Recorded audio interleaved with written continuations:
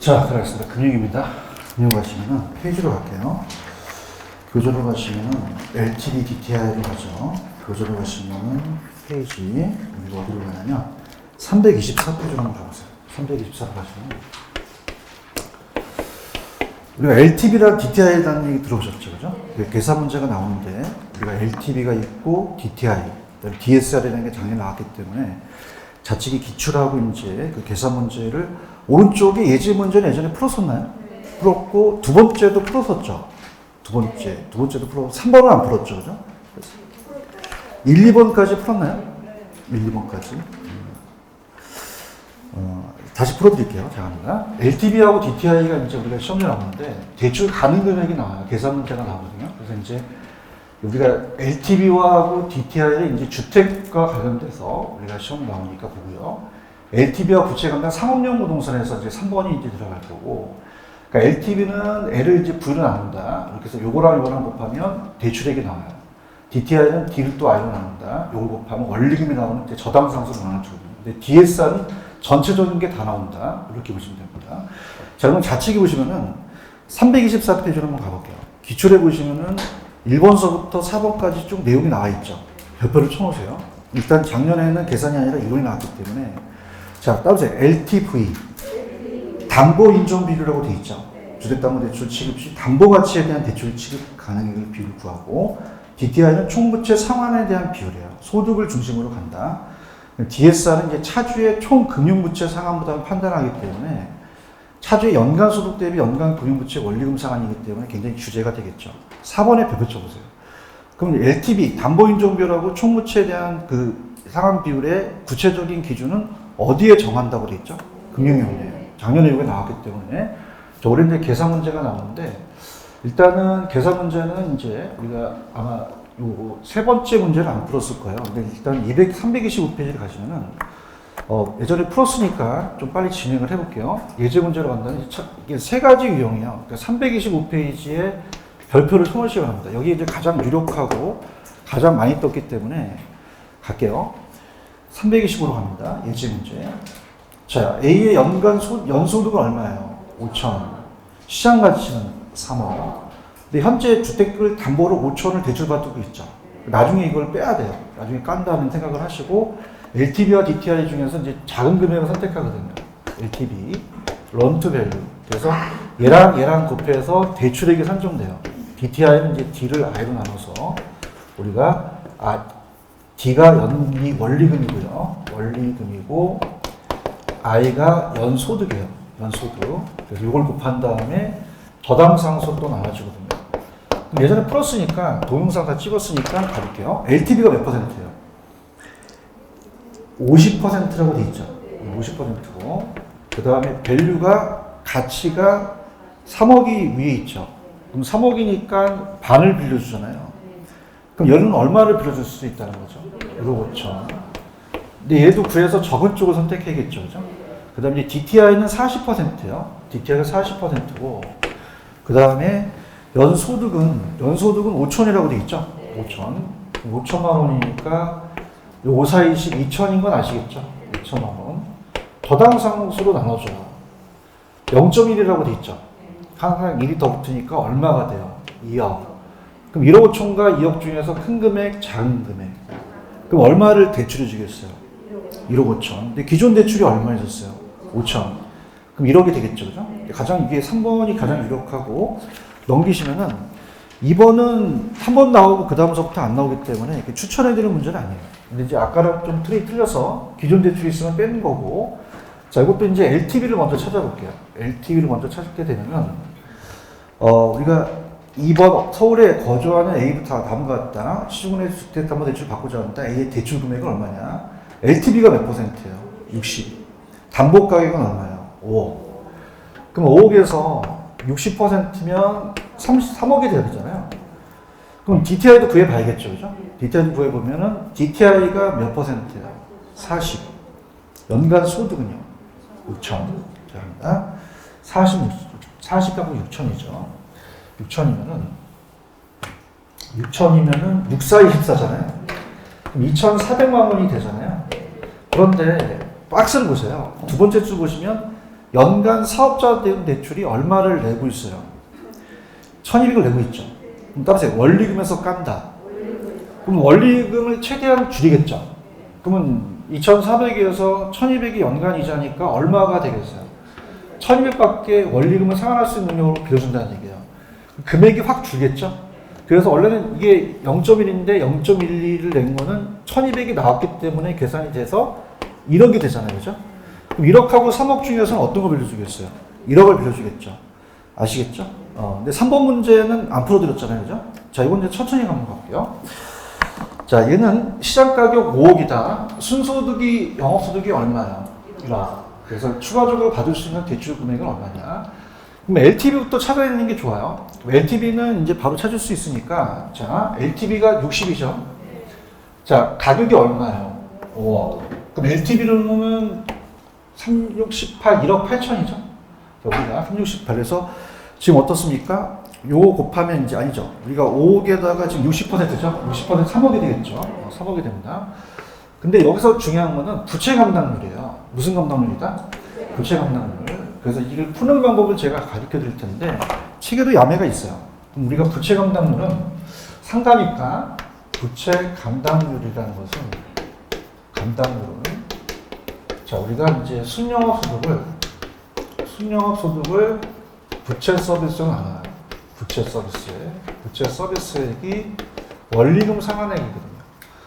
그럼 요거 나오면 자, 따라해보세요. 저당상수로 나눈다.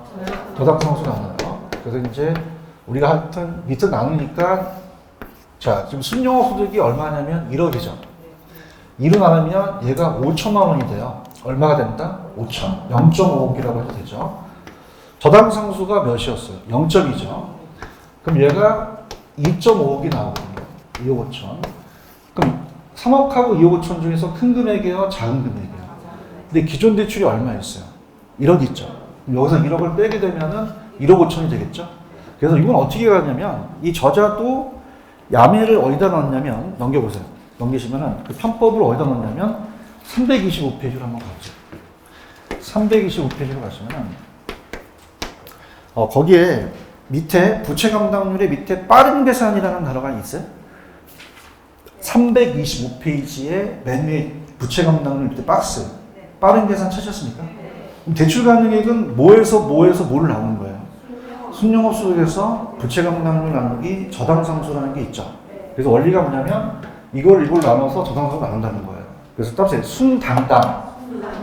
그럼 순을 부채 감당률 저당상수 나누면 나오죠? 그래서 계산기를 꺼내보세요. 1억을 쳐보세요. 그러니까 1을 쳐보세요. 1 치고 나누기 2로 나눠보세요. 나누시고 또 0.1로 나눠봐요. 2.5가 나올 거예요. 나오나요? 그래서 항상 부채 감당률로 대출액 나오면 순당당으로 가세요. 근데 이게 요거랑 바꿔서 또 나눠서 아무거나 먼저 나와도 되거든요. 그죠? 이렇게 해서 갑니다. 그럼 아까 정답은 어떻게 돼요? 페이지 326페이지 가시면 몇 번이 정답이에요? 2번이 정답이 되겠죠. 이거 할 수 있겠죠. 그죠? 이거 가성비 좋습니다. 그래서 2번이 정답이다. 이렇게 해서 세 문제를 풀어보는데 가장 유력한 건 이제 1번이 나올 수 있다. 이렇게 가져가시면 되고 그 다음에 이제 앞으로 가겠습니다. 앞으로 가시면 313페이지로 가셔서 313페이지를 펴보세요. 자, 가시면 이제 항상 가성비가 좋은 게 천천히 갈게요. 자, 따라주세요. 지분금융, 부채금융, 내자민금융이라는 게 있죠. 313. 그래서 여기 가성비가 굉장히 좋아요. 금융은 자금의 융통이고 지분은 남의 거예요. 지분은 내 거예요. 내가 주식을 발행해서 자금을 융통할 수 있죠. 그다음에 부채는 돈을 빌려서 저당 잡고 타인 자본을 빌리는 거죠. 메자닝이라는 게 나오는데 자, 일단 지분이 있고 부채가 있고 넘기면 메자닝이라는 게 있어요. 메자닝은 그냥입니까? 혼합형입니까? 혼합형이죠. 자, 314에 가시면 메자닌 찾으셨습니까? 메자닌은 이제 1층과 2층의 라운지인데 두 가지 성격을 다 갖고 있다는 얘기예요. 그래서 밑에 1번서부터 6번까지 예제가 나오죠. 그래서 그걸 이제 보고 있는데 들어가겠습니다. 우리가 지분과 부채에 대한 걸 다 갖고 있는데 채권과 주식의 결합 형태예요. 그럼 따라해보세요. 전환사채. 자, 이건 원래 그냥입니까? 사채였습니까? 근데 주식으로 전환해줬죠? 신주의 수권 부사채는 원래는 사채여서 채권인데 신주를 인수권을 줘요. 그럼 얘네들은 그냥입니까? 혼합형입니까? 후순위 대출이라는 게 작년에 처음 떴거든요. 얘는 이제 채무상환시 변제 우선순위가 다른 모든 대출이나 특정 대출보다 하위에 놓인 것들을 얘기를 해요. 보통 선순위보다는 지분이 들어가니까 따라서 매자닝이다. 매자닝. 그래서 이렇게 해서 이제 신주의 수권 부사채, 전환사채, 교환사채는 똑같은 거예요. 전환사채. 후순위 대출이고 우선주라는 게 나오죠.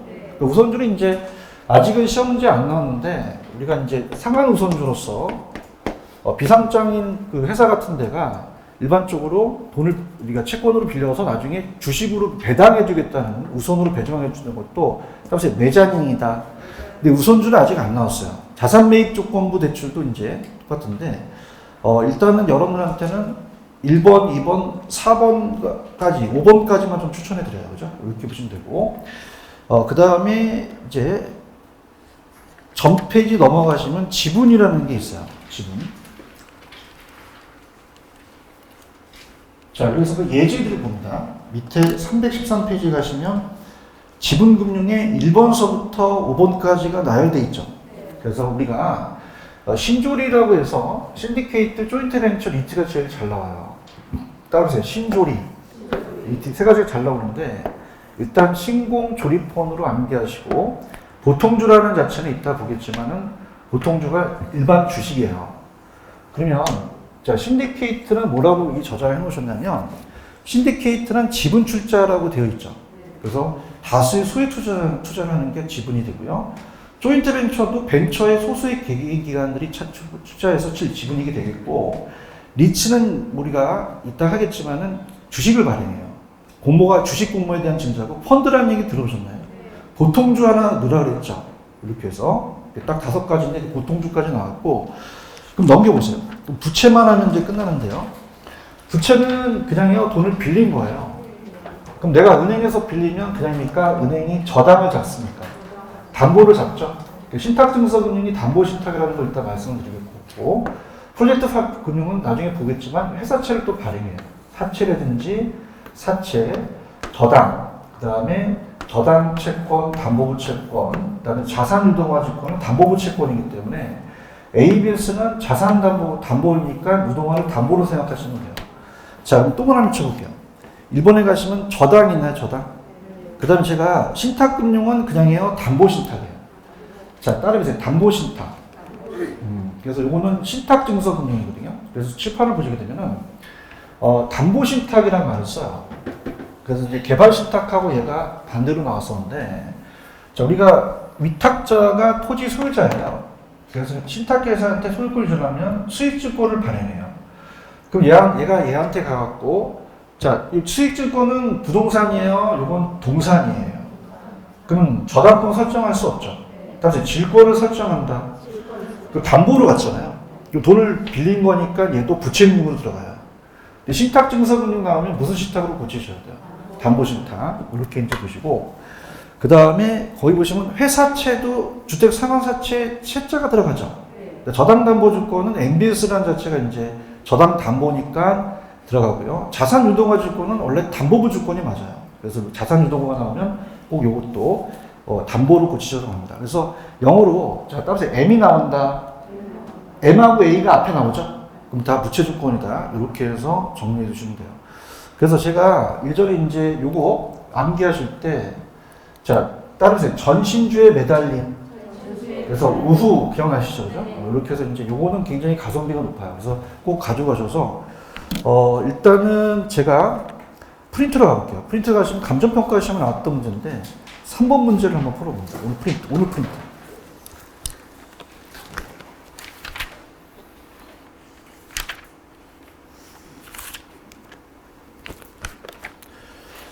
자, 지분은 몇 번만 지분이 될까요?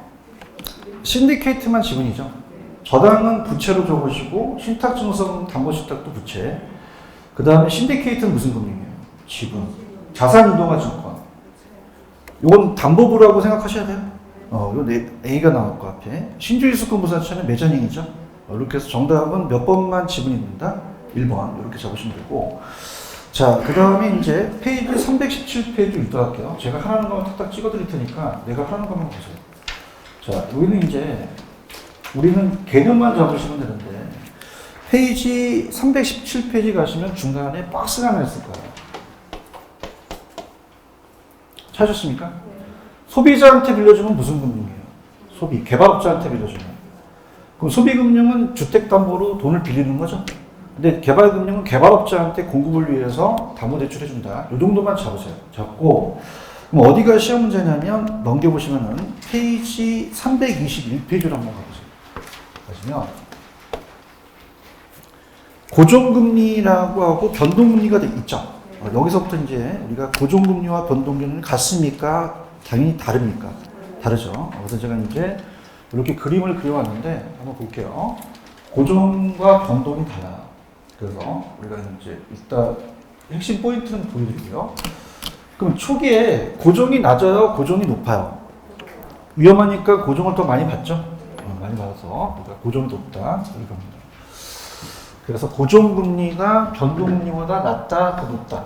높다. 왜냐하면 대출 시점에서는 인플레에 대한 것을 반영하지 못하잖아요. 그죠?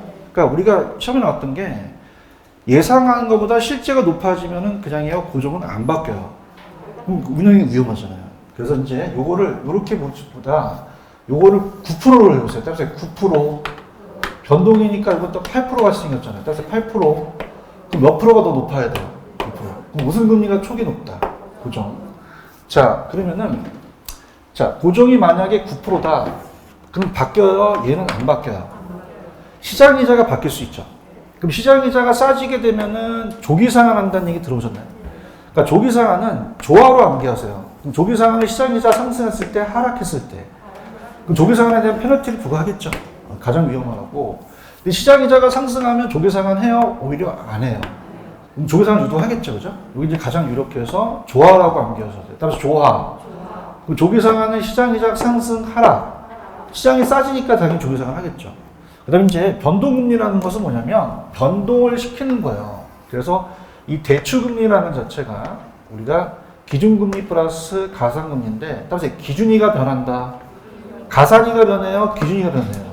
가산은 차입자 연체 시점에 따라서 고정돼 있죠. CD는 양도성 예금증서고 코픽스는 그걸 이제 자금 조달하는 건데 자, 이건 3개월이고 코픽스가 6개월인데 얘네들은 다 따라서 기준금리에 들어간다. 그럼 은행이 돈을 끌어오게 되면 어떻게 됩니까? 자금이 필요합니까? 그럼 예금 예치된 게 있잖아요. 그죠? 그러니까 예금 이자를 적용한다고 생각하세요. 예금 이자를 적용시키고 자, 그래서 인플레를 반영해요. 인플레.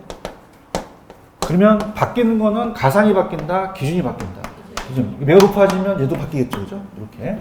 그럼 변동은 그냥입니까? 차입자한테 전가시킵니까? 그러면 이자율이 짧을수록 빨리 전가시키죠. 대출자에서 차입자한테 위험을 더 이렇게 전가시킨다. 이렇게 해서 우리가 이제 페이지 가시면은 321페이지 맨 밑에 고정금 이자율이 있죠. 천천히 가볼게요. 321 밑에 파란 색깔이죠. 초기 대출금리는 어떤 이자가 더 높았어요? 고정이 변동보다 높다고 했나요? 자, 예상합니까? 예상치 못했습니까? 그러면 고정은 인플레를 반영 못하죠. 명목이 불변이고 실질이자가 따지고 대출자가 손해고 차입자가 이익이잖아요. 그럼 아까 조화라는 건 시장이자가 상승했을 때, 하락했을 때 무슨 상황? 조기상환. 재융자 받겠죠. 대출자는 위험하겠죠. 이렇게 중도상환 위험. 요게 제일 잘 나오고 넘겨봅니다. 그럼 어떻게 돼요? 그럼 은행은 변동으로 가야 돼요? 이제 고정으로 가야 돼요? 변동으로 가야 되죠. 그럼 구석을 보시게 되면은 초기 금리는 높다, 초기 금리는 낮다. 그럼 예상치 못한 인플레를 전가시키죠. 명목이 바뀌어버려요. 명목이. 실질이자가 불변이며 따라서 대출자는 보호하고 차입자는 손해를 본다는 거죠. 찾으셨습니까? 그래서 이제 우리가 그렇게 됩니다. 명목은 안 바뀌고 이제 실질이 바뀐다는 거죠. 자, 특징으로 갑니다. 3번. 이건 다 볼게요, 웬만하면. 1번. 밑에 변동이자율의 제도는 누가 선호한다는 거죠? 대출자. 인플레이션 위험이나 이자 위험을 차입자한테 전가시키기 때문이고 2번의 대표. 자, 이자율 조정 주기가 어떻게 할수록 누구에서 누구로? 대출자에서 차입자한테 신속하게 전가시키죠. 그러니까 대출자가 유리하고 차입자가 불리해진다는 거죠. 그러니까 이자의 조정 주기는 짧은 것을 대출자가 원하겠죠. 변동이니까. 차입자는 긴 걸 원하고. 자, 여기 있다가 제 프린트에 나올 건데 밑줄 쳐보세요. 대출자는 연말에 한 번 이자를 받는 것보다 3개월 단위로 4번 나눠 받는 것이 유리하다라는 단어가 나오나요? 그러니까 동일한 금액이면 먼저 받는 게 유리하잖아요. 나중에보다. 그죠? 이렇게 해서 봅니다. 그러니까 무슨 말이냐. 이게 기출인데 보시게 되면은 자, 1억에서 연 12%를 받는다. 그럼 1200만 원을 받아요. 그럼 한 번 받는 게 나아요? 나눠서 받는 게 나아요? 나는 미리 받는 게 낫잖아요. 그죠? 3% 받는다면 또 돌릴 수 있으니까. 그럼 한 번 받는 게 낫다? 나눠서 받는 게 유리하다. 나눠서 받는 게 유리하고요. 그 다음 오른쪽 3번. 따라서 변동금리에 대한 대출 이자의 조정 계기가 어떻게 할수록 좋아요? 짧을수록. 이자의 변동량을 누구에서 누구로? 대출자에서 차입자한테 덜이다, 더다, 더. 자, 4번. 그럼 변동은 어떻게 돼요? 상환기간 중 추가적인 상환 부담이 인해서 채무례인 가능성이 더 높죠? 고정보다 더 커진다. 5번에다가 배포 쳐보세요. 금리 하한이에요? 상한이에요? 분양가 상한제라는 얘기 들으셨죠? 그냥입니까? 못 올리게 하는 겁니까? 그럼 일정률을 놓고 못 올린다는 거는 대출자를 위한 걸까요? 차입자를 위한 걸까요? 차입자를 위한 거죠. 그래서 금리 상한의 변동은 밑에 파란 색깔. 누구의 위험 부담을 줄여준다? 차입자. 자, 그럼 핵심 가볼게요. 별표. 여기서 다 나오는데 갈게. 고정과 변동이야. 아까 변동은 8% 외우고 고정은 9% 외우라 했지. 그럼 대출 시점에서 변동이 고정보다 높아, 낮아? 낮죠? 반대로. 조화라는 거 아시죠? 조화. 그럼 조기상환의 시장이자가 어떻게 했을 때? 하락했을 때, 고정했을 때 조기상환하는 게 더 유리하고, 변동은 아까 제가 어떤 게 바뀌어요? 가산이 바뀌어요? 기준이 바뀌어요? 기준이 바뀌는 거죠. 여기 바뀜에 따라서 변동되고 가산은 불변이다. 그러니까 변동은 어떻게 됩니까? 대출자들의 이자 조정기가 어떻게 할수록 짧을수록 이자 변동량은 누구에서 누구로? 대출자에서 차입자한테 더 전가시킨다는 거죠. 이해하셨죠? 그래서 우리나라는 CD보다는 코픽스를 더 많이 사용하는데 이 두 가지는 다 우리가 그 양도성 예금 증서에 대한 예금 금리를 적용하고 이 코픽스는 이런 상품들을 평균화시킨 거거든요. 그러니까 얘가 이제 길이가 더 기니까 길고 얘네들은 다 그냥요 기준에 들어가요. 높아지면 변동도 대출도 높아지죠. 그 정도만 터치하시면 돼요. 자, 프린트로 가볼게요. 프린트의 4번 문제를 천천히 한번 풀어보세요.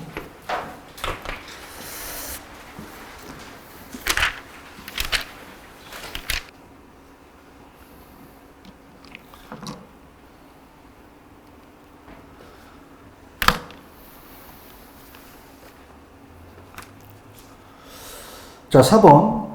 아까 조기상환은 시장이자가 하락했을 때죠.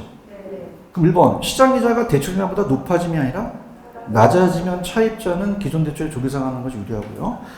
아까 연간이자율이 같은 경우는 먼저 받는 게 좋잖아요. 그럼 기간에 한 번 이자를 받는 것이 타에 나는 것보다 분리로 가셔야 되고, 3번도 기출인데 시장이자가 지속적으로 어떻게 하고 있어요, 지금? 올라가잖아요. 그럼 차입자는 변동하면은 돗박스잖아. 그 변동이 고정보다 그냥이야 얘가 채무의 위험이 커진다는 거죠. 몇 번이 정답이에요? 3번. 자, 아까 코픽스는 자금 조달 비용 지수라고 했었죠. 은행이 자금 조달하는 그 비용에 대해서 지수를 맡는 거예요. 얘는 고정이 들어갑니까? 어디 들어가죠? 변동이 들어가죠. 기준금리니까. 맞나요? 그 다음에 5번. 변동은 이자 조정기가 길수록 짧을수록 이자 변동 위험은 대출자 차입자한테 더 전가되는 거 맞죠? 이렇게 해서 정리. 몇 번이 제일 맞겠어요? 3번이 제일 맞겠죠? 이렇게 잡으시고요. 그 다음에 327페이지로 한번 갑니다. 327페이지로 가시면, 자, 우리가 고정대출에 대해서 우리가 이제 얘가 가장 유력해요. 327에는 별표를 3개 치세요.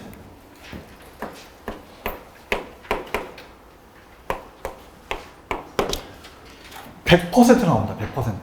100% 나오기 때문에 오늘 계산 문제까지 2개 다 해드리는데, 일단은 이번 시간은 이제 이론 먼저 갈게요. 자, 저당 상환 방법이라는 단어가 나오나요? 그러면 어떤 게 있는지 한번 볼게요. 첫 번째 뭐가 있어요? 원금 균등, 또 원리금, 또 넘겨보세요. 뭐가 있죠? 점증식이라는 단어가 나오나요? 이게 3가지가 있고, 작년에 이제 만기 시상한이 비교하는 문제가 나왔었기 때문에 이제 그것까지 이제 말씀을 드리면 자, 들어가겠습니다. 일단 327페이지를 보면서 자, 여기를 보면서 같이 갈게요. 예전에 했기 때문에 요거 수치는 이제 이따가 제가 계산 문제 다음 시간에 그 계산 문제를 풀면서 좀 정확하게 해드리고요. 여기는 아웃라인만 좀 잡을게요. 자, 조건은 같아요. 융자이금이 1억이고 상환기간 10년이고 고정금리예요. 무슨 금리다? 고정. 저당상수라는 게 있겠죠, 그죠? 그럼 우리가 저당상수를 사용하는 것은 원금 균등했어요? 원리금 균등했어요? 원금 균등은 사용 안 하죠. 원금은 그냥입니까? 이거는 원금이 균등합니까? 그러면 1억에서 10년이면 1000만 원씩 상환되잖아요. 아시겠습니까? 그럼 자, 생각을 한다면 여기서는 계산에 대한 걸 생각 많이 하지 마시고 생각합니다. 자, 얘는 그냥입니까? 상환이 됩니까? 그럼 이자라는 건 남아있는 금액의 종식이잖아요. 그럼 우리가 예를 들어서 1억에서 1000이니까 9000이 남겠죠. 10%가 얼마겠어요? 90이 되겠죠. 그죠? 그럼 우리가 이제 9000에다가 10% 때리니까 900만 원이 이자가 되겠죠. 요거 이해하시겠습니까? 세 번째는 어떻게 될까요? 그냥입니까? 2000이 상환됩니까? 그럼 얼마 남았겠어요? 8000. 그럼 800이 되겠죠. 이해하셨습니까?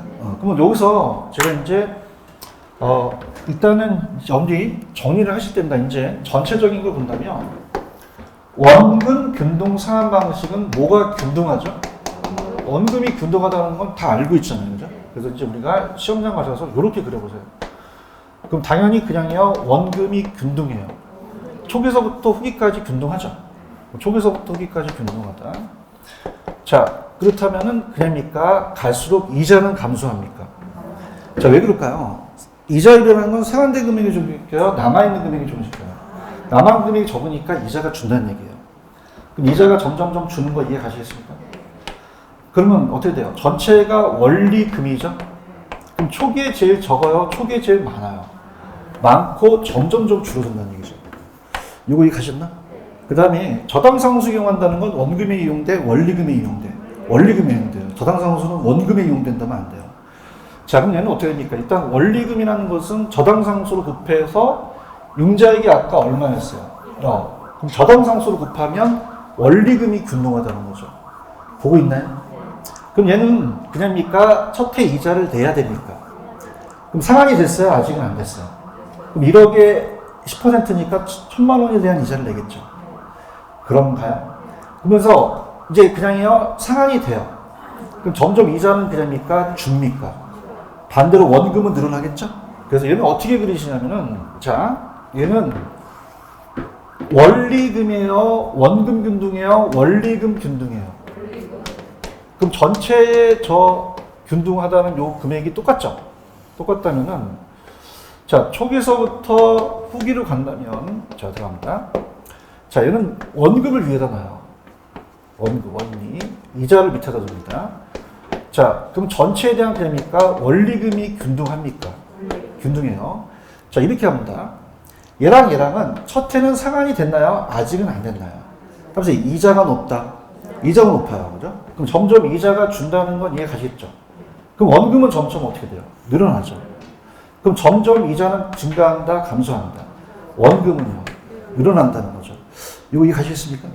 자, 취증식은 젊은 부부이기 때문에 처음에 적게 내요, 제일 많이 내요. 적게 내죠. 그죠? 소득이 증가될 거 예상하죠? 그 다음에 보유기간이 너무 길면 채무의 가능성이 커져요. 짧은 차입자한테 얘기하고 상한 쪽에서부터 부예상환이라는 거는 자, 우리가 시험 문제가 좀 어렵게 났기 때문에 요 그래프가 나왔었거든요. 시험 문제 나왔는데 자, 갑니다. 자, 우리가 예를 들어서 만약에 원리금 균등 상환 방식은 그냥입니까? 원리금이 균등합니까? 그럼 1600씩 냈었잖아요. 그죠? 그럼 원리금 균등 상환 방식은 원금이 균등하다, 원리금이 균등하다. 원리금에 대한 게 나왔거든요. 요거 끝까지 균등하다는 건 이해 가시겠습니까? 자, 아까 원금 균등은 그냥이요, 초기에 제일 많이 내요.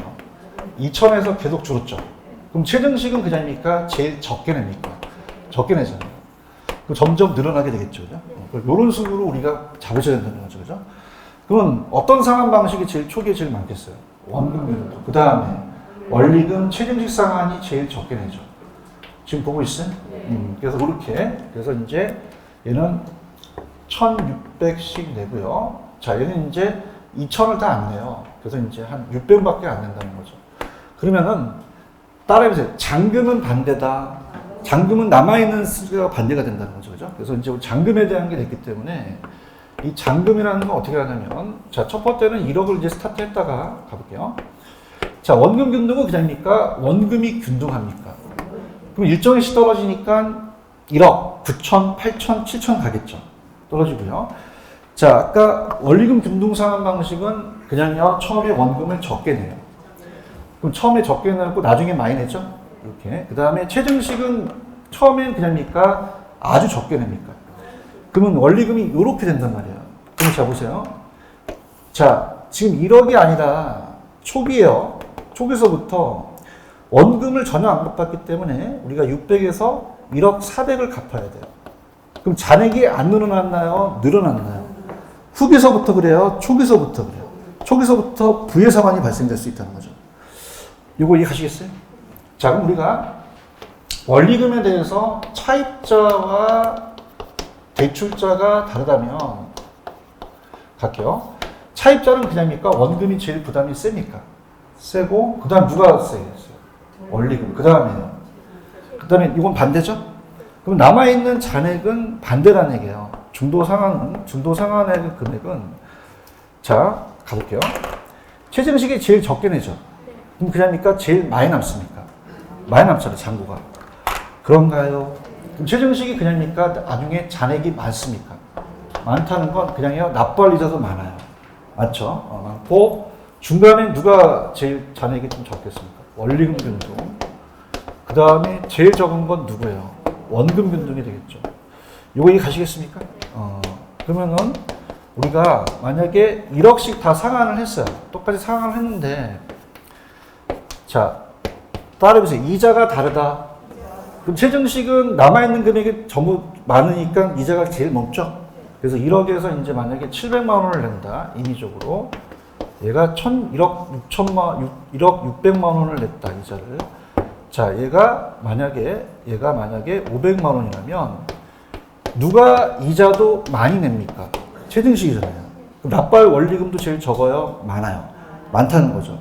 맞나? 근데 작년에 뭐가 나왔냐면, 자, 따라서 만기 일시 상환. 요런 게 나왔어요. 만기 일시 상환은, 자, 따라해보세요. 이자만 낸다. 그럼 원금을 전혀 갚았어요? 안 갚았어요? 그럼 통째로 나중에 다 갚으려면 그냥입니까? 이자는 제일 많이 냅니까? 그럼 은행 입장에서 이자가 적어야 제일 많아요. 맞는 게 여기 나왔었거든요. 아시겠죠? 이렇게. 그래서 이렇게 봅니다. 자, 그러면, 자, 327페이지 가시면 원금 균등이라는 단어가 나오나요? 자, 볼게요. 원금 균등은 파란 색깔 주로 할게요. 뭐가 불변이에요? 원금. 찾으셨어요? 원금이 불변이고, 그 다음에 그냥입니까? 이자가 감소합니까? 원리금이 감소하죠? 대답해 다음 넘어갑니다. 요 그림 이해 가시겠어요? 가셨고. 그 다음에 2번. 점점 내려가니까 그냥요, 체감식이에요. 체감식이고. 3번이 좀 어려워요. 아까 DTI라는 얘기 들어오셨죠? 자, 그럼 DTI가, 자, 이게 가장 좀 난이도가 높은데, 총부채 상환 비율이 DTI는 아까 D를 I로 나눴잖아요. 자, 갈게요. 자, 따라서 조건 같다. 따라서 방법이 다르다. 얘한테 방법을 선택하라는 거예요, 갑돌이한테. 그렇죠? 그럼 갑돌이가 연봉이 이제 1억인데 지금 1억을 대출받으려고 그래요. 그럼 상환하는 방법이 똑같습니까? 다릅니까? 다르단 말이에요. 그렇죠? 그럼 어떤 상환 방식이 처음에 많이 내라는 거예요? 원금을 많이 내라는 거죠, 원금 균등이. 그래요? 그러면 이 D 원리금을 제일 많이 설정해야 된다는 거죠. 무슨 말씀인지 아시죠? 그럼 DTI에 대한 요거는 원리금에 대한 부담 순서로 될 수 있어요. 그럼 DTI가 적어야 제일 많아야 되거든요. 많이 내는 거죠. 따라서 조건은 같다. 방법을 선택해야 된다. 그죠? 그럼 200 너 2000 낼래? 처음에 1600 낼래? 그런 얘기 하잖아요. 그럼 얘가 그냥 제일 많이 내. 이 방법 선택하는 게 DTI 비율이 얘가 크다는 얘기예요. understand? 그럼 DTI이 가장 큰 건 누구야? 원금 균등이 제일 높게 내야 된다는 조건이죠. 아시겠습니까? 아까 계산하는 그게 아니라 이 DTI는 얘가 연소득에서 지금 2,000 낼지 1,600 낼지 얼마 낼지 모르겠다는 얘기예요. 맞나? 근데 원금균등은 그냥이야 이 비율이 제일 높게 내. 높게 내니까 DTI도 높다는 얘기죠. 아시겠어요? 그 다음에 자금 회수가 빠르고 원금 회수가 위험이 작다는 거는 은행 입장에서는 그냥입니까? 빨리 회수합니까? 그러면 은행 입장에서는 회수가 빠르잖아요. 그죠? 그래서 가장 빠르게 회수할 수가 있기 때문에 원금 회수에 대한 위험이 은행이 작을 수도 있어요. 그 다음에 차입자의 중도 상환에 대한 잔금 비율이 높다, 제일 작다. 작잖아요. 그죠? 이해하셨습니까? 작년에 이 4번에다가 별표 쳐보세요. 이 듀레이션이라는 게 감정평가 시험 문제에서 가중평균 기간을 얘기했는데, 자, 지금 50% 상한에 2분의 1이라는 게 나와 있나요? 자, 그럼 봐봐.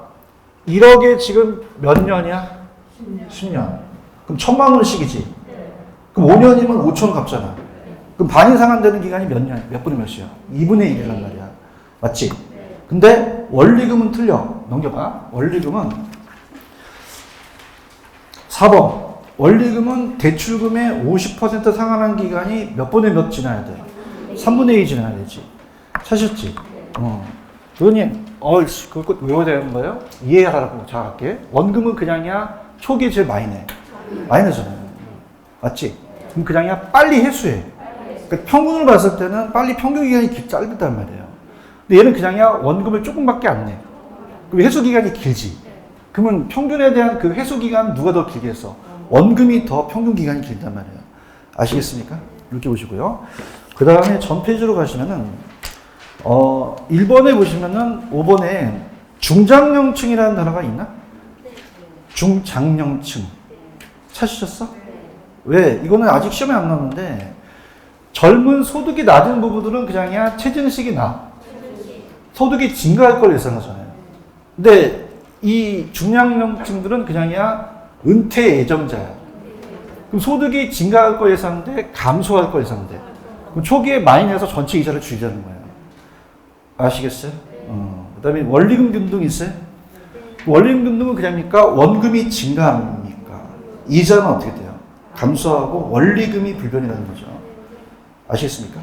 그러니까 이자는 그냥 우하향한다는 건 따라서 이자는 내려간다. 원금은 올라간다. 그렇지. 뭐 상향, 하향 그거 보지 마세요. 그래프 보지 마시고 이자 줄고 원금 늘어난다. 넘겨볼게요. 넘기시면 점증식 상환이라는 단어가 있죠. 점증은 초기에는 그냥이야 적게 내. 적게 내잖아요. 그러면 얘는 어떻게 돼요? 1번 지불액이 점차 증가하죠. 그러면 2번 미래소득 증가 예상자는 늙은 젊은 저소득층한테 유리하고 주택 보유 기간이 길어야 돼요? 짧아야 돼요? 길면 채무불이행 가능성이 커져요. 그러니까 짧은 사람한테 유리하다는 거죠. 여기서 사람이라는 것은 차입자를 얘기를 해요. 차입자. 짧은 사람이 유리하고 그 다음에 아까 상환 초기에 부의 상환이라는 거 나타났죠. 자, 7번 보세요. 자, 얘는요 많이 냈어요? 적게 냈어요? 체증식. 아까 전체 중에서 제일 많이 냈어? 적게 냈어? 적게 냈잖아. 맞아요? 그러면 원금을 전혀 첫 해에 많이 상환하지 않았다는 얘기죠. 그러면 금액이 줄지 않고 더 늘어나요. 그래서 부의 상환, 마이너스 상환. 이거 뭐냐면 잔액이 더 늘어난다는 얘기예요. 맞아요? 근데 이게 후기서부터 나타날까요? 초기서부터 나타날까요? 초기서부터 다 못 갚으니까 초기서부터 나타나는 거죠. 아시겠어요? 그럼 초기서부터 부의 상환이 발생될 수 있다는 거죠. 그러면서 4번. 그러면 얘가 돈을 못 갚아버리니까 위험하죠. 그럼 금리도 어떻게 돼요? 높죠. 그럼 칠판, 이자도 어떻게 돼요? 제일 누적이익이 많겠죠. 그죠? 여기 잡으시고. 그 다음에 5번. 초기에는 비율이 좀 적지만 자금 회수가 느리죠. 원금 회수 위험이 커요. 은행 입장에서는. 그럼 차입자가 중도 상환 시 잔금 비율이 작다, 잔액이 많이 남는다. 많이 남는다는 거죠. 요거 이해 가시겠어요? 가셨고. 그 다음 밑에 별표. 자, 대출 초기에 상환액이 많은 순서 있죠. 아까 초기 DTI가 그 원리금 상환에 대한 부담이에요. 어떤 게 제일 많이 내요? 원금, 그 다음에 원리금, 그 다음에 체증식이 되겠죠. 그런가요? 자, 상환에 남아있는 금액은 누가 제일 많이 남아요? 체증식, 그 다음에 원리금, 그 다음에 그러면 얘가 그냥이요? 납부할 이자도 제일 많아요. 누적 원리금이 많겠죠. 그런가요? 그 다음에 작년 문제를 안 넣었네. 우리가 자 따라해보세요. 만기 일시 상환 있다 332 찾았어. 보석을 찾았어. 332 안 넣을 리가 없지. 기출문제가 하나 있어요. 332페이지.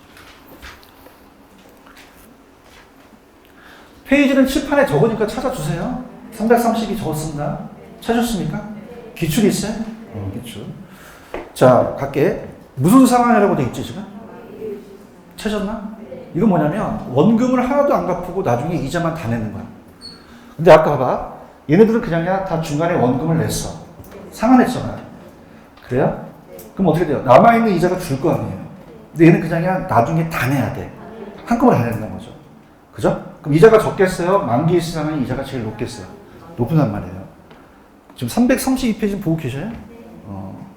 만기 일시상환 방식은 원금 균등 상환 방식에 비해서 대출 금융기간의 이자 수입이 줄어든다, 늘어난다. 제일 늘어난다는 게 얘라는 얘기죠. 아시겠습니까? 자, 원금을 갚았나요? 하나도 안 갚았나요? 그러면 어떻게 돼요? 이자가 더 계속 불어나간다는 얘기예요. 이자만 준다고 해서 좋아하면 안 돼요. 그러니까 몇 년 거치 몇 년 상환이라는 얘기 들어보셨나요? 그러면 이자만 내는 건 그냥입니까? 전체에서 내가 불리해집니까? 불리해지고 원금을 원리금을 상환해 나가는 거죠. 그런가요? 근데 얘는 냈어요? 하나도 원금을 안 냈어요.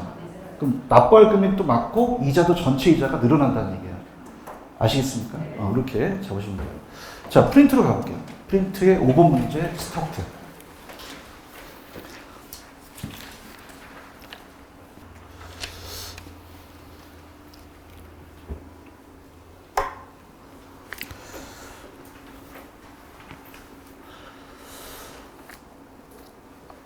자, 들어갑니다. 주택 저당 대출에 있어서 저당 상환 방법 기술 가장 옳은 거.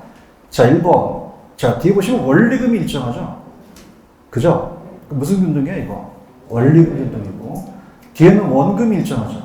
그 원금 균등이 바뀌었나요? 자, 2번 갑니다. 첫 해 월부르기 납부 만기 전에 준도상환 미상환 대출 잔액이죠. 어떤 게 제일 많이 남아요? 최전식이 점준식이죠? 그 다음에 원리금, 그 다음에 원금이 되겠죠. 그런가요? 자, 최저식은요, 미래소득이 예상되는 젊은은 맞죠?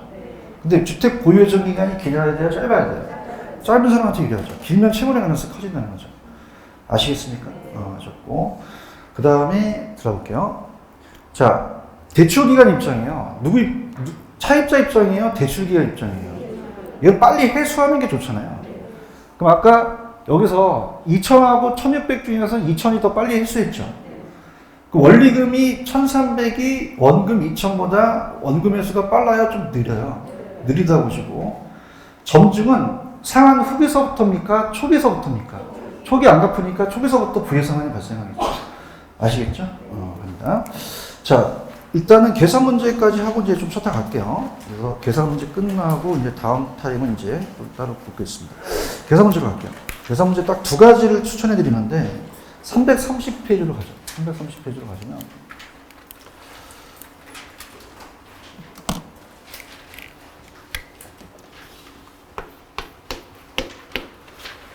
330페이지에 예제 문제 1번 있죠? 한번 읽어보세요. 선생님이 어떻게 풀어야 될지 설명해 줄 테니까 옆에도 연습장 끼고 풀 수 있으면 풀고.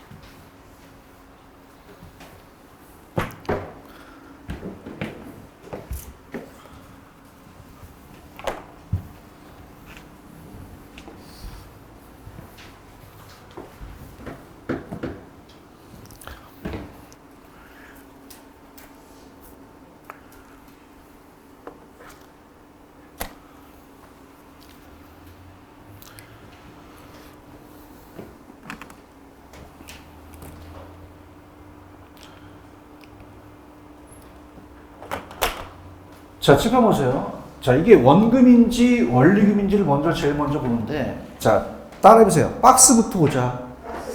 박스 보세요, 박스. 박스 보시면 원리금 상한 조건이라는 단어가 나오나요? 무슨 상한이에요? 원리금이에요, 원금이에요? 그 원금 근동을 구해야 되잖아요, 그죠? 그래서 원금을 먼저 구하고, 이자 구하고, 원리금 구해요.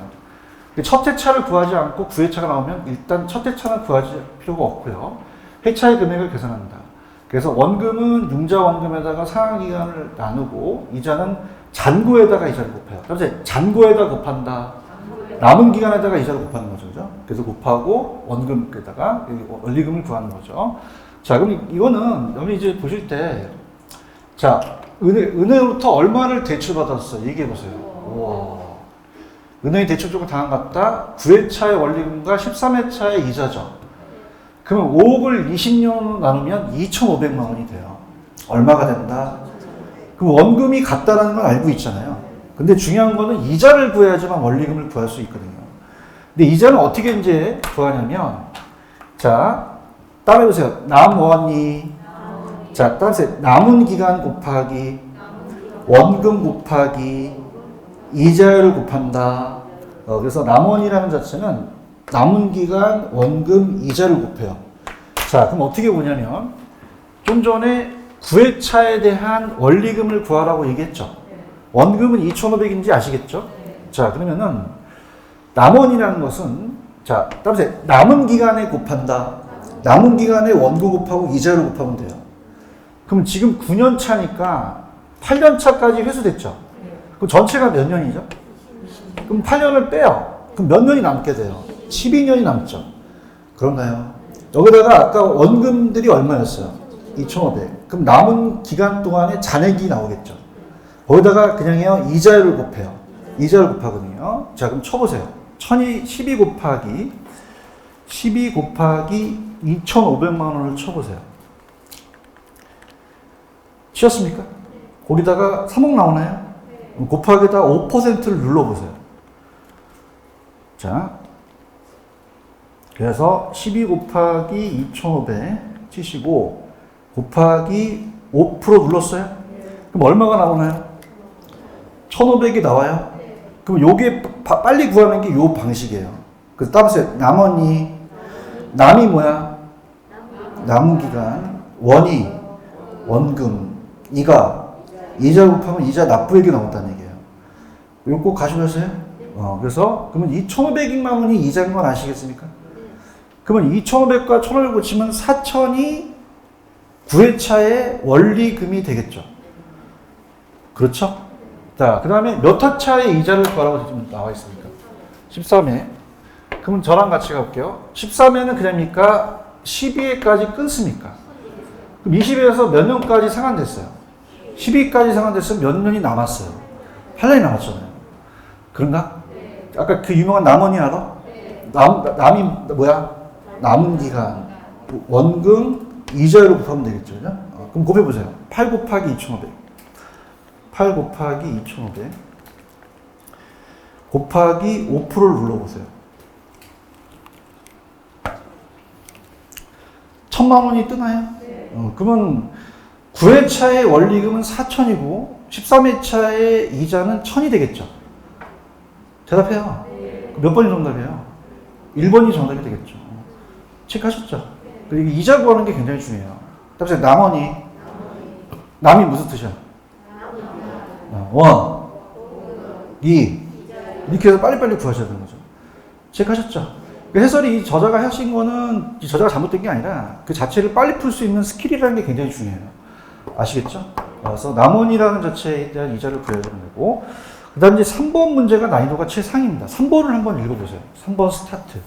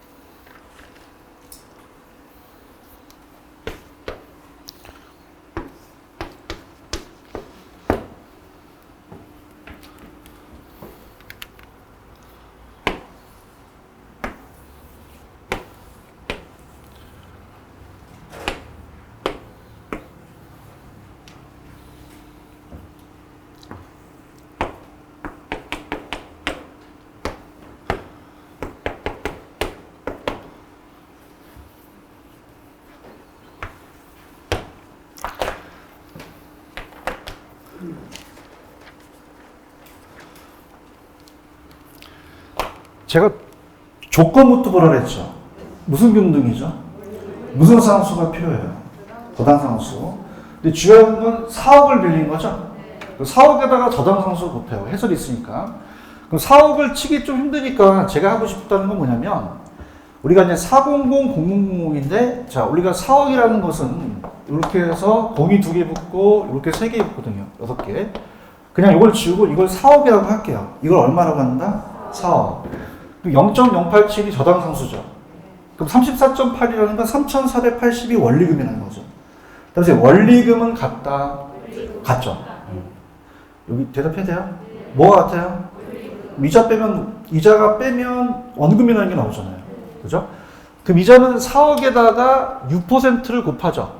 그럼 24가 2,400만 원이 나온다는 거죠. 그런가요?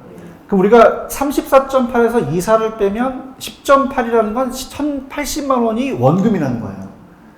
그렇죠? 자, 따라해보세요. 첫해 원금부터 구한다.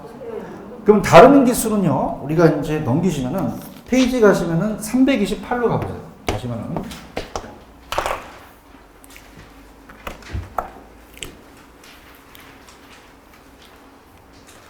시판에 적었어요. 328. 찾았습니까?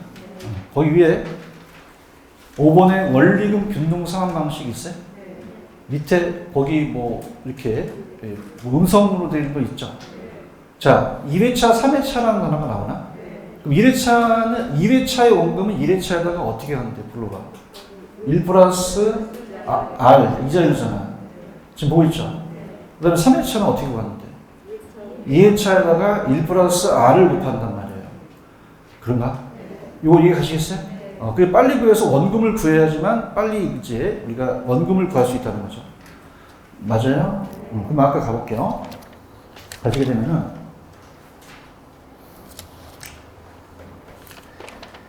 페이지 331페이지 다시 오시면, 331 오셨어요? 자, 그럼 어떻다? 원리금은 3,480이라는 거 이해 가셨죠? 그럼 이자를 빼면 1,080이 원금이 되잖아요. 원금 나왔어? 그럼 두 번째 원금은 첫 번째 원금에다가 뭘 곱해? 1 플러스 R, 이자율을 곱한다고 얘기했나요? 그럼 칠판 보세요. 아까 이자율이 6%였죠? 그럼 1 플러스 0.06을 곱하면 1.06이 나오면 얘가 바로 튀어나온다는 얘기예요. 그런가요? 그럼 다음 내는 어떻게 구해? 여기다가 또 몇 점 몇 곱해? 1.06 곱하면 얘가 튀어나온다는 거죠. 맞나요? 자, 그러면 어떻게 돼요? 중간에 이자를 구할 필요가 있어요? 없어요? 없단 말이에요. 맞나? 그럼 두 번째 원금은 그냥이야. 첫 번째 원금의 1 플러스 R이야. 331페이지 원금 보고 있어요? 1,080만 원 있어요? 거기다가 1 플러스 R이 1.06인 건 아시겠습니까? 그럼 얼마가 나왔죠? 2회차의 원금이? 1,144만 8천 원 나왔나요? 거기다가 또 1.06을 곱하면 3회차의 원금이 나오겠죠? 그럼 3회차의 원금은 얼마입니까? 1,213만 4,880원이 나왔죠? 맞나? 그럼 그냥이야. 원리금은 똑같아. 원리금에서 원금을 빼면 이자가 납부되겠죠? 아시겠죠? 다시 할게. 시판. 원리금은 균등하다는 건 아시겠어요? 지금 보고 있어요? 그럼 2회차에 원금을 구하려면 그냥이야 1회차만 구하면 돼. 여기다가 1.06 곱하면 되고. 맞나? 3회차에 이자를 구한다면 그냥이야 3회차는 원금에다가 1.06 또 곱해. 그럼 얘가 빨리 나오잖아요. 맞아요? 그럼 어떻게 돼? 요거 나오면 여기서 이걸 빼면 얘가 되죠? 이자를 뺀단 말이야. 자, one more time. 요거 원리금은 아시겠어요? 저당상수? 대답 좀 해주세요. 네, 같이 갑시다. 아시겠어요? 그럼 두 번째 원금은 몇 번째 원금에다가 1 플러스 R을 곱하잖아. 그럼 몇 점 몇을 곱하면 나와? 그럼 얘는 바로 튀어나오는 거지. 맞나? 그럼 세 번째 원금은 또 여기다가 몇 점 몇 곱해? 1.6 곱하는 거지. 그럼 그냥이야 바로 나와. 원리금에서 이것 빼면 이자가 되는 거지. 한 번 더 하자겠다는 거지. 원리금은 아시겠어요? 그럼 여기서 얘 빼면 얘 되죠. 그럼 두 번째 구하려면 이 중간 양목을 하지 말라는 얘기예요. 아시겠습니까?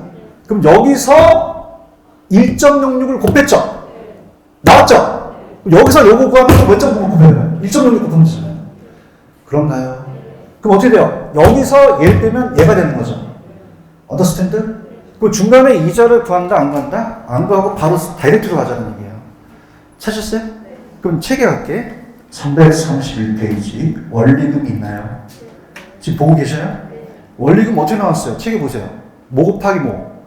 4억 곱하기 0.087 했더니 3,480 나왔나? 그 원리금은 세 가지 다 같죠? 그럼 첫 번째 원금을 어떻게 구해? 이자를 빼야 되잖아요. 그럼 1,080만 원이 나왔죠?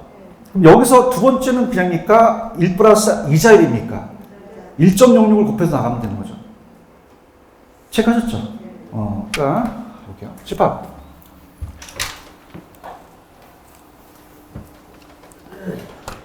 만약에 시험 문제가 5회차에 원금을 구하라고 할 수 있잖아요. 대답해 답답합니다. 맞나요? 어떻게 구하겠어요? 일단 그냥입니까? 원리금부터 구합니까? 구하죠. 그죠? 이자를 뺐죠? 요거 나왔죠? 그럼 중간에 할 필요가 있어요? 없어요? 없고 다이렉트로 옆으로 나가자는 거죠. 여기다가 1 플러스 R이죠? 그러면 10.8에서 몇 점 곱하면 돼요? 여기가 되는 거죠. 또 여기다 몇 번 곱하면 돼요? 또 여기다가 바로 다이렉트로 다 5회차의 원금을 알 수 있다는 거죠. 아시겠습니까? 이거 우리가 만든 거니까 그렇게 다 보시면 돼요. 이해하셨나? 만약에 그렇게 안 한다면 그냥입니까? 다 잔금을 또 구하고 이자를 다 구해 나가야 되거든요. 오케이? 무슨 말씀인지 아시겠어요? 그래서 다시 할게. 칠판. 자, 원리금은 이 대출액에다가 무슨 상수 곱해?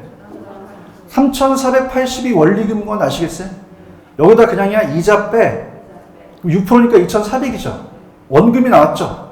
그럼 두 번째는 그냥입니까? 이 과정을 안 해도 됩니까? 안 해도 바로 나온다는 얘기예요. 맞나? 그럼 아까 이 1,080만 원에다가 1 플러스 이자니까 1.06을 곱하니까 1,144만 8천 원이 두 번째에 원금이 되겠죠.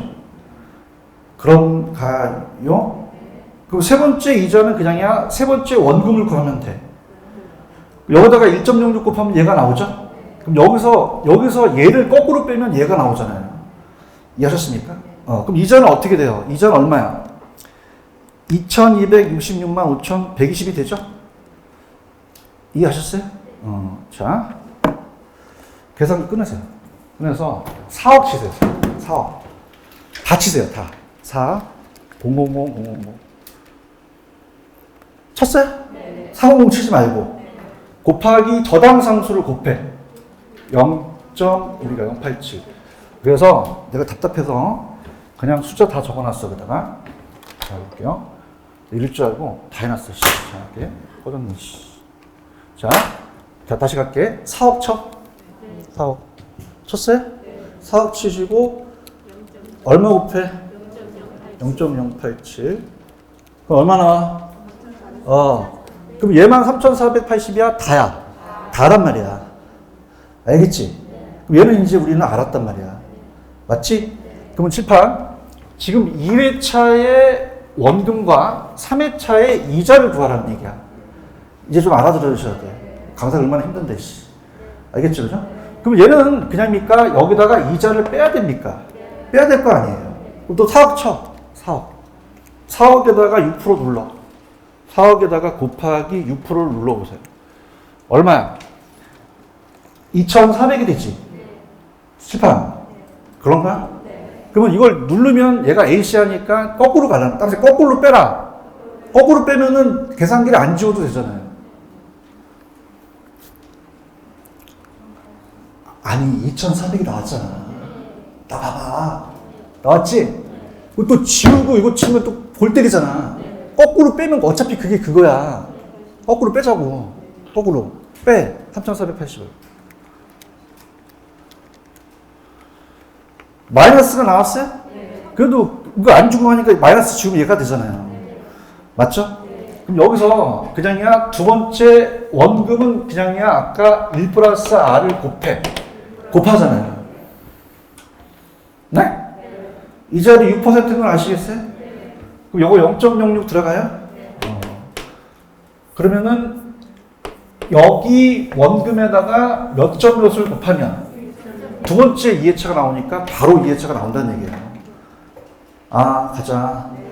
맞아요? 그럼 3회차의 이자를 구하려면 그냥입니까? 원금부터 구하면 됩니까? 거꾸로 얘 빼면 얘가 나온다는 거죠. 아시겠어요? 그럼 우리가 요거 1080이 나왔죠? 자, 그러면 우리가 어떻습니까? 1080에다가 몇 점에서 곱해봐야 돼요? 한번 곱해보세요. 직접 곱해보는 게 좋습니다. 곱하기 1.06을 곱해보세요. 얼마? 그럼 요게 두 회차의 원금이 된다는 건 아시겠습니까? 맞나요? 그럼 우리가 세 번째 원금 여기다 몇 점에서 또 곱해요? 1.0으로 또 곱하면 되잖아요. 곱해보세요. 1.06. 1213만 4,880원 나와요? 그럼 요거는 어떻게 구하죠? 요거는 여기서 이걸 빼면 되잖아요. 그래서 거꾸로 뺀다.